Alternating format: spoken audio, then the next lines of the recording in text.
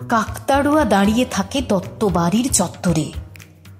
কাকপক্ষী আসলে কাছে ভাবটা দেখায়, ধর তোরে। পক্ষীপুরের রক্ষী ছিল চুলবুলে এক বুলবুলি। পক্ষীপুরের রক্ষী ছিল চুলবুলে এক বুলবুলি। সাহস করে দেখতে এলো মিথ্যে ভয়ের ভুলগুলি। কাকতাড়ুয়ার মাথায় বসে বললে, মাথায় খড় তোড়ে, হাঁড়ির ভেতর তৈরি করা বিরাট দুটো গর্ত রে।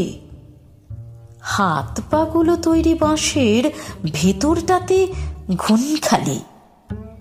তখন থেকেই কাকতাড়ুয়ার পড়ল মুখে চুনকালি।